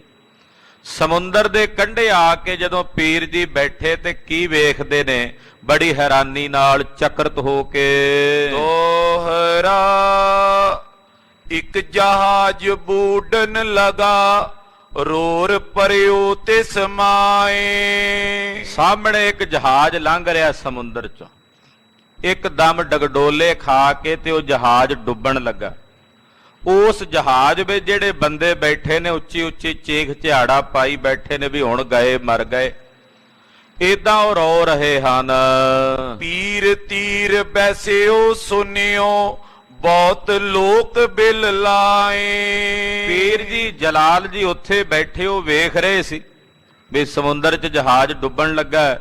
ਲੋਕ ਵਿਰਲਾਪ ਕਰ ਰਹੇ ਨੇ, ਚੀਖ ਝਾੜਾ ਪਾ ਕੇ ਪੁਕਾਰਾਂ ਕਰ ਰਹੇ ਨੇ। ਚੋਪਈ ਤਬੇ ਜਲਾਲ ਖੁਦਾਏ ਅਗਾਰੀ। ਪੀਰ ਜਲਾਲ ਨੇ ਜਦੋਂ ਵੇਖਿਆ ਵੀ ਇਹ ਜਹਾਜ਼ ਡੁੱਬੇਗਾ ਹੁਣ, ਤਾਂ ਪੀਰ ਜਲਾਲ ਨੇ ਖੁਦਾ ਅੱਗੇ ਹੱਥ ਜੋੜੇ। ਹੱਥ ਬੰਦ ਕੇ ਬਿਨੇ ਉਚਾਰੀ। ਹੱਥ ਜੋੜ ਕੇ ਪੀਰ ਜਲਾਲ ਨੇ ਖੁਦਾ ਨੂੰ ਸੰਬੋਧਨ ਕਰਕੇ ਬੇਨਤੀ ਕੀਤੀ। ਦੇਸ਼ ਵਿਦੇਸ਼ ਲੋਕ ਇਸ ਮਾਈ। ਕਹਿਣ ਲੱਗੇ, ਹੇ ਖੁਦਾ ਤੂੰ ਇਹ ਜਹਾਜ਼ ਕਾਹਨੂੰ ਡੋਬਦਾ? ਇਹਦੇ 'ਚ ਦੇਸ਼ਾਂ ਵਿਦੇਸ਼ਾਂ ਤੋਂ ਲੋਕ ਬੈਠੇ ਹੋਏ ਨੇ। ਸੁਤ ਬਨਤਾ ਤਜ ਬਨਜ ਕਰਾਈ। ਵਿਚਾਰੇ ਆਪਣੀਆਂ ਘਰ ਵਾਲੀਆਂ ਪੁੱਤਰਾਂ ਧੀਆਂ ਨੂੰ ਛੱਡ ਕੇ ਜਹਾਜ਼ 'ਚ ਬੈਠੇ ਨੇ। ਵਪਾਰੀ ਆਏ ਹੋਏ ਨੇ, ਵਪਾਰ ਕਰਨ ਲਈ ਜਾ ਰਹੇ ਨੇ। ਯਾ ਖੁਦਾਏ ਕਿਉਂ ਇਨੇ ਡੁਬਾਵੇਂ। ਏ ਖੁਦਾ ਤੂੰ ਇਹਨਾਂ ਨੂੰ ਕਿਉਂ ਡੋਬ ਕੇ ਮਾਰਨ ਲੱਗਾ?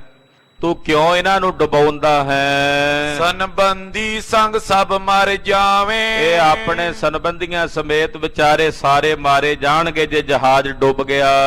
ਐਸੇ ਜਬੇ ਪੀਰ ਨੇ ਕਹਿਓ। ਕਹਿੰਦੇ ਜਦੋਂ ਪੀਰ ਜਲਾਲ ਨੇ ਹਾਲੇ ਇਹ ਗੱਲ ਆਖੀ ਸੀ ਖੁਦਾ ਦਾ ਨਾਂ ਲੈ ਕੇ, ਡੂਬਨ ਤੇ ਜਹਾਜ਼ ਬਚ ਰਹਿਓ। ਕਹਿੰਦੇ ਜਿਹੜਾ ਜਹਾਜ਼ ਡੁੱਬਣ ਵਾਲਾ ਸੀ ਇੱਕਦਮ ਫਿਰ ਉਸੇ ਤਰ੍ਹਾਂ ਸਿੱਧਾ ਹੋ ਕੇ ਚੱਲ ਪਿਆ।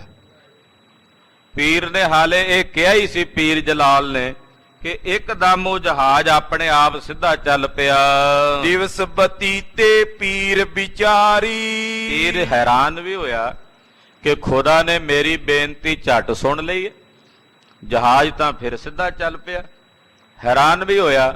ਇਹਨੇ ਨੂੰ ਸ਼ਾਮ ਪੈ ਗਈ। ਚਲੋ ਅਬੇ ਜੈਸੇ ਜਾਚਾਰੀ। ਪੀਰ ਜਲਾਲ ਨੇ ਆਖਿਆ ਵੀ ਵਾਪਸ ਚੱਲੀਏ, ਉੱਥੇ ਜਿਹੜੇ ਸੋਹਣੇ ਮਕਾਨ ਬਣੇ ਨੇ, ਜਿੱਥੇ ਸੋਹਣੀਆਂ ਸੇਜਾਂ ਵਿਛੀਆਂ ਨੇ, ਉੱਥੇ ਚੱਲ ਕੇ ਵੇਖੀਏ ਵੀ ਕੋਈ ਰਹਿੰਦਾ ਉੱਥੇ, ਕੋਈ ਆਉਂਦਾ ਕਿ ਨਹੀਂ। ਇਹ ਵੇਖਣ ਵਾਸਤੇ ਪੀਰ ਜਲਾਲ ਜੀ ਚੱਲ ਪਏ। ਸੋਵਨਹਾਰ ਸੁਕਿਤ ਤੇ ਆਵੇ। ਕਹਿੰਦਾ ਚੱਲ ਕੇ ਵੇਖਦੇ ਆਂ ਵੀ ਜਿਹੜੀਆਂ ਉਹ ਸੋਹਣੀਆਂ ਸੇਜਾਂ ਵਿਛੀਆਂ ਨੇ, ਉਹਨਾਂ ਤੇ ਰਾਤ ਨੂੰ ਸੌਣ ਵਾਲੇ ਜਿਹੜੇ ਬੰਦੇ ਨੇ ਉਹ ਕਿੱਥੋਂ ਆਉਂਦੇ ਆ, ਕਿਹੜੇ ਪਾਸਿਓਂ ਆਉਂਦੇ ਹਨ, ਚੱਲ ਕੇ ਵੇਖੀਏ। ਸ਼ੁਭ ਸੇਜਾ ਪਰ ਰੈਨ ਬਿਤਾਵੇ। ਸੇਜਾਂ ਬੜੀਆਂ ਸੋਹਣੀਆਂ ਸਫੇਦ ਰੰਗ ਦੀਆਂ ਨੇ, ਉਹਨਾਂ ਤੇ ਆ ਕੇ ਉਹ ਆਪਣੀ ਰਾਤ ਬਤੀਤ ਕਰਦੇ ਨੇ। ਜਿਹੜੇ ਆਉਂਦੇ ਨੇ ਉੱਥੇ ਉਹ ਕਿੱਥੋਂ ਆਉਂਦੇ ਨੇ, ਚੱਲ ਕੇ ਵੇਖਦੇ ਹਾਂ। ਦੋਹਰਾ ਗਇਓ ਪੀਰ ਦੇਖੇ ਕਹਾ ਅਗਰਜ ਬੈਠੇ ਸੋਏ। ਜਦੋਂ ਪੀਰ ਜਲਾਲ ਜੀ ਉੱਥੇ ਪਹੁੰਚੇ ਤੇ ਇਹਨਾਂ ਦੇ ਆਉਣ ਤੋਂ ਪਹਿਲਾਂ ਹੀ ਮਹਾਤਮਾ ਉੱਥੇ ਆਏ ਬੈਠੇ ਸੇਜਾਂ ਦੇ ਉੱਤੇ, ਸਭ ਆਪੋ ਆਪਣੇ ਆਸਣਾਂ ਤੇ ਚੌਂਕੜੇ ਮਾਰ ਕੇ ਬੈਠੇ ਰੱਬ ਰੱਬ ਕਰ ਰਹੇ ਨੇ। ਕੁਝ ਮਹਾਂਪੁਰਸ਼ ਨੇ, ਫਕੀਰ ਸਾਧੂ ਨੇ, ਜਿਹੜੇ ਉਹਨਾਂ ਸੇਜਾਂ ਦੇ ਉੱਤੇ ਆਣ ਕੇ ਬੈਠੇ ਹੋਏ ਨੇ। ਇੱਕ ਸੰਤ ਕੇ ਨਿਕਟ ਤਬ ਬੈਠੇ ਉਹ ਦੀਨ ਸੋਏ। ਪੀਰ ਜਲਾਲ ਇੱਕ ਸੰਤ ਸੀ ਉੱਥੇ, ਉਹਨਾਂ ਦੇ ਕੋਲ ਜਾ ਕੇ ਬੜਾ ਦੀਨ ਜਿਹਾ ਮਨਾ ਹੋ ਕੇ ਨਾ ਜਾ ਕੇ ਬੈਠ ਗਿਆ ਵੀ ਮੈਂ ਤਾਂ ਆਇਆ ਸੀ ਵੀ ਵੇਖਦਾ ਵੀ ਕਿੱਥੋਂ ਆਉਂਦੇ ਨੇ, ਵੀ ਇਹਦਾ ਮੇਰੇ ਆਉਣ ਤੋਂ ਪਹਿਲਾਂ ਹੀ ਆਏ ਬੈਠੇ ਨੇ, ਮੈਨੂੰ ਤਾਂ ਪਤਾ ਲੱਗਾ ਹੀ ਨਹੀਂ ਵੀ ਕਿੱਥੋਂ ਆਉਂਦੇ ਆ। ਇਹ ਜਾ ਕੇ ਇੱਕ ਮਹਾਤਮਾ ਸੀ ਉਹਨਾਂ ਵਿੱਚੋਂ, ਉਸ ਇੱਕ ਮਹਾਤਮਾ ਦੇ ਪਾਸ ਜਾ ਕੇ ਪੀਰ ਜਲਾਲ ਜੀ ਬੈਠ ਗਏ। ਚੋਪਈ ਕੁਦਰਤ ਕੋ ਆਹਾਰ ਤਿਨ ਆਇਓ। ਇਹਨੇ ਨੂੰ ਸ਼ਾਮ ਜਿਹੀ ਪੈ ਗਈ, ਥੋੜਾ ਥੋੜਾ ਦਿਨ ਛੁਪਣ ਵਾਲਾ ਸੀ, ਥੋੜੀ ਥੋੜੀ ਲੋ ਹਾਲੇ ਲੱਗਦੀ ਸੀ।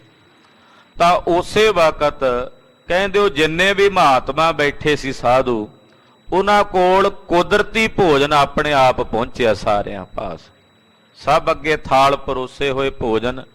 ਖਾਲਸਾ ਜੀ, ਰੱਬ ਦੀ ਬੰਦਗੀ ਕਰਨ ਵਾਲਿਆਂ ਦੀ ਪਰਵਰਿਸ਼ ਕੁਦਰਤ ਖੁਦ ਕਰਨ ਲੱਗ ਪੈਂਦੀ ਹੈ।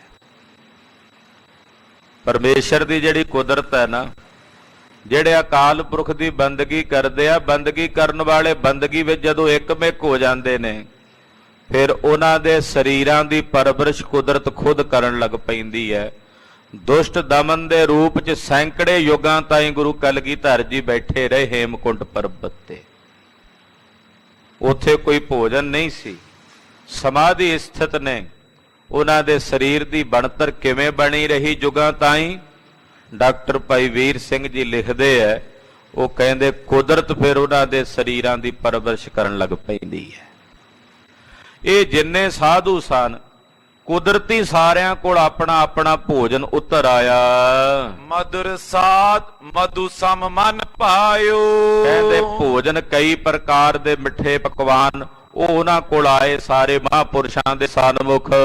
ਬਿਨ ਭੋਜਨ ਇਹ ਬੈਸੋ ਜਹਾਂ। ਸਾਰਿਆਂ ਕੋਲ ਆ ਗਿਆ ਭੋਜਨ, ਪਰ ਜਿਹੜਾ ਪੀਰ ਜਲਾਲ ਜਿੱਥੇ ਬੈਠਾ ਸੀ ਇਹਦੇ ਕੋਲ ਨਹੀਂ ਆਇਆ।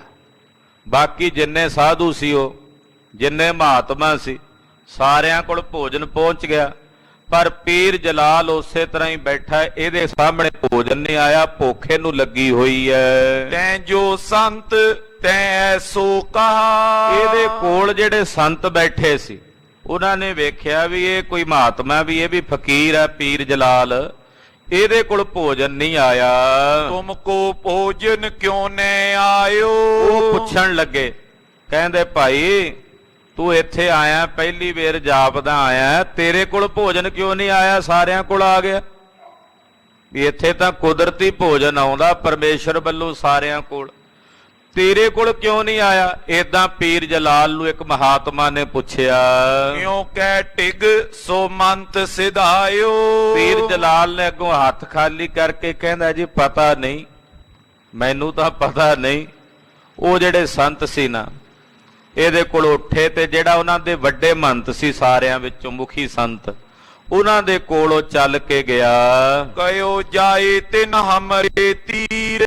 ਆਪਣੇ ਮੁਖੀ ਸੰਤ ਨੂੰ ਜਾ ਕੇ ਉਹਨੇ ਬੇਨਤੀ ਕੀਤੀ, ਕਹਿਣ ਲੱਗਾ ਮਹਾਰਾਜ ਜੀ ਆਪਣੇ ਪਾਸ ਇੱਕ ਕੋਈ ਅਤਿਥੀ ਆਇਆ, ਕੋਈ ਬਾਹਰੋਂ ਨਵਾਂ ਫਕੀਰ ਆਇਆ ਹੈ। ਬੈਠਿਓ ਆਏ ਸੋ ਇੱਕ ਫਕੀਰ। ਇੱਕ ਫਕੀਰ ਆ ਕੇ ਬੈਠਾ ਹੋਇਆ ਆਪਣੇ ਨੇੜੇ। ਤੈਂ ਆਹਾਰ ਨੇ ਆਇਓ ਸੁਆਮੀ। ਇਹ ਸੁਆਮੀ ਜੀ ਸਾਰਿਆਂ ਕੋਲ ਭੋਜਨ ਆ ਗਿਆ ਪਰ ਉਹਦੇ ਕੋਲ ਨਹੀਂ ਆਇਆ। ਉਹ ਫਕੀਰ ਆਇਆ ਆਪਣੇ ਪਾਸ ਨੇੜੇ, ਨਵਾਂ ਫਕੀਰ ਹੈ। ਬਾਕੀ ਸਾਰੇ ਮਹਾਂਪੁਰਸ਼ਾਂ ਕੋਲ ਭੋਜਨ ਆ ਗਿਆ ਪਰ ਉਹਦੇ ਕੋਲ ਭੋਜਨ ਨਹੀਂ ਉਤਰਿਆ। ਤਿਸ ਬਿਨ ਹਮਕੋ ਖਾਵਨ ਖਾਮੀ। ਕਹਿਣ ਲੱਗਾ ਮਹਾਰਾਜ ਜੀ ਉਹ ਅਤਿਥੀ ਹੈ ਸਾਡਾ, ਉਹਦੇ ਕੋਲ ਭੋਜਨ ਨਹੀਂ ਆਇਆ, ਜੇ ਉਹ ਨਾ ਖਾਵੇਗਾ ਉਹਦੇ ਤੋਂ ਬਿਨਾਂ ਆਪਾਂ ਖਾਵਾਂਗੇ ਤੇ ਫਿਰ ਇਹ ਗੱਲ ਯੋਗ ਨਹੀਂ ਵੀ ਉਹ ਭੁੱਖਾ ਬੈਠਾ ਹੋਵੇ ਕੋਲ ਤੇ ਅਸੀਂ ਉਹਦੇ ਕੋਲੋਂ ਭੋਜਨ ਬਹਿ ਕੇ ਛਕੀਏ, ਇਹ ਯੋਗ ਨਹੀਂ। ਨਿਜ ਆਇਸ ਕੋ ਅਬ ਫਰਮਾਵੋ। ਇਹ ਸੁਆਮੀ ਜੀ ਤੁਸੀਂ ਕਿਰਪਾ ਕਰਕੇ ਆਪਣੀ ਆਗਿਆ ਫਰਮਾਓ, ਆਪਣਾ ਹੁਕਮ ਫਰਮਾਓ ਕਿ ਤੁਹਾਡਾ ਕੀ ਹੁਕਮ ਹੈ। ਖਾਨ ਏਤ ਤੈ ਅਸਨ ਪੁਚਾਵੋ। ਕਿਰਪਾ ਕਰੋ ਵੀ ਉਹਦੇ ਛਕਣ ਵਾਸਤੇ ਉਹ ਭੋਜਨ ਉੱਥੇ ਪਹੁੰਚਦਾ ਕਰੋ। ਦੋਹਰਾ ਸੁਨ ਮਹੰਤ ਬੋਲਿਓ ਤਬੇ ਜੀਵ ਚਰ ਆਚਰ ਚਾਰ। ਸੁਣ ਕੇ ਉਹ ਮਹੰਤ ਜੀ ਬੋਲੇ, ਕਹਿਣ ਲੱਗੇ ਭਾਈ ਇਹ ਸੰਸਾਰ ਵਿੱਚ ਜਿਤਨੇ ਜੜ ਤੇ ਚੇਤਨ ਜੀਵ ਹਨ, ਚਾਹੇ ਉਹ ਜੜ ਨੇ ਚਾਹੇ ਉਹ ਚੇਤਨ ਜੀਵ ਹਨ, ਸਭ ਕੋ ਪਤ ਕਰਤਾਰ ਹੈ ਦੇਤ ਸਗਲ ਆਹਾਰ। ਉਹ ਪਰਮੇਸ਼ਰ ਸਾਰਿਆਂ ਦਾ ਪਤੀ ਹੈ ਤੇ ਸਾਰਿਆਂ ਨੂੰ ਆਹਾਰ ਦਿੰਦਾ, ਚਾਹੇ ਜੜ ਜੀਵ ਨੇ ਤੇ ਚਾਹੇ ਚੇਤਨ ਨੇ। ਆ ਜਿਹੜੇ ਦਰਖਤ ਨੇ ਜੜ ਨੇ, ਭੋਜਨ ਤਾਂ ਇਹਨਾਂ ਦਾ ਵੀ ਹੈ, ਇਹਨਾਂ ਦਾ ਭੋਜਨ ਇਹਨਾਂ ਨੂੰ ਮਿਲ ਰਿਹਾ। ਜਿਹੜੇ ਚੇਤਨ ਜੀਵ ਟੁਰੇ ਫਿਰਦੇ ਨੇ ਜੰਗਮ, ਉਹਨਾਂ ਦਾ ਭੋਜਨ ਵੀ ਪਰਮੇਸ਼ਰ ਉਹਨਾਂ ਨੂੰ ਦੇ ਰਿਹਾ। ਅਕਾਲ ਪੁਰਖ ਸਾਰਿਆਂ ਨੂੰ ਹੀ ਪਾਲਦਾ ਹੈ, ਉਹ ਸਾਰਿਆਂ ਦੀ ਪਾਲਣਾ ਕਰਦਾ ਹੈ। ਜੋ ਪਈ ਸਦਾ ਅਪੂਲ ਜਾਨੀਏ ਸੋ। ਉਹ ਕਰਤਾਰ ਸਦਾ ਅਭੁੱਲ ਹੈ, ਉਹ ਕਦੇ ਭੁੱਲਦਾ ਨਹੀਂ ਵੀ ਕਿਸੇ ਨੂੰ ਦੇਣਾ ਭੁੱਲ ਜਾਏ। ਉਹ ਕਰਤਾ ਜਿਹੜਾ ਕਰਤਾ ਆਪ ਨਾ ਭੁੱਲਾ ਹੈ, ਉਹ ਪ੍ਰਮਾਤਮਾ ਆਪ ਨਹੀਂ ਜੇ ਭੁੱਲਦਾ, ਉਹ ਕਰਤਾਰ ਅਭੁੱਲ ਹੈ। ਇਸਕੇ ਵਿਖੇ ਅਵਗਿਆ ਕੋ।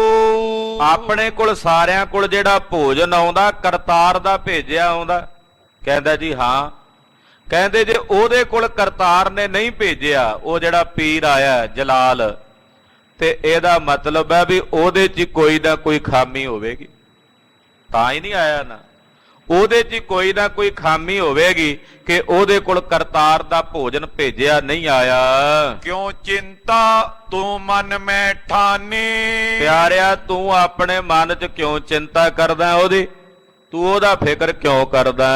ਦੇਨਹਾਰ ਤੋ ਨੇ ਅਣਜਾਣੇ। ਉਹ ਪਰਮਾਤਮਾ ਦੇਣਹਾਰ ਹੈ, ਉਹ ਅਣਜਾਣ ਥੋੜੀ ਆ। ਜੇ ਉਹਨੇ ਨਹੀਂ ਦਿੱਤਾ ਤੇ ਕੋਈ ਨਾ ਕੋਈ ਇਹਨੂੰ ਸਿਖਾਣਾ ਹੋਣਾ, ਇਹਨੂੰ ਅਕਲ ਦੇਣੀ ਹੋਣੀ ਹੈ, ਕੋਈ ਮੱਤ ਦੇਣੀ ਹੋਣੀ ਹੈ ਇਹਨੂੰ, ਤਦੇ ਹੀ ਪਰਮੇਸ਼ਰ ਨੇ ਇਹਨੂੰ ਨਹੀਂ ਦਿੱਤਾ, ਕਿਉਂਕਿ ਦੇਣ ਵਾਲਾ ਪਰਮਾਤਮਾ ਅਣਜਾਣ ਨਹੀਂ। ਤੁਮ ਟਿਕ ਆਇਓ ਖਾਈਐ ਜਾਏ। ਭਾਈ ਤੇਰੇ ਕੋਲ ਆ ਗਿਆ ਨਾ ਭੋਜਨ? ਕਹਿੰਦਾ ਜੀ ਹਾਂ। ਕਹਿੰਦੇ ਚੱਲ ਕੇ ਤੂੰ ਤਾਂ ਛਕ, ਜਿਨ੍ਹਾਂ ਜਿਨ੍ਹਾਂ ਕੋਲ ਆਇਆ ਉਹ ਛਕੋ, ਆਪਣੇ ਵਰਤਾਰੇ 'ਚ ਨਹੀਂ ਦੇਣਾ ਇਹਨੂੰ। ਇਹਨੂੰ ਜੇ ਪਰਮੇਸ਼ਰ ਨੇ ਨਹੀਂ ਭੇਜਿਆ ਤੇ ਆਪਾਂ ਦੇਾਂਗੇ ਤੇ ਫਿਰ ਪਰਮੇਸ਼ਰ ਦੇ ਸ਼ਰੀਕ ਥੋੜੀ ਬਣਨਾ ਆਪਾਂ।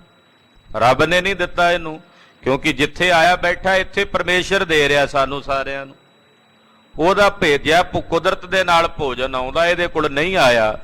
ਹੋ ਸਕਦਾ ਪਰਮੇਸ਼ਰ ਨੇ ਕੁਝ ਇਹਨੂੰ ਸਿਖਾਣਾ ਤੇ ਤੁਹਾਡੇ ਕੋਲ ਆਇਆ, ਤੁਸੀਂ ਬਹਿ ਕੇ ਛਕੋ ਤੇ ਰੱਬ ਰੱਬ ਕਰੋ। ਤੈਂ ਪੈ ਆਵੇ ਅਸਨ ਸੁਖਾਏ। ਜਦੋਂ ਉਹਦੇ ਕੋਲ ਆਏਗਾ ਉਹ ਵੀ ਛਕ ਲਵੇਗਾ।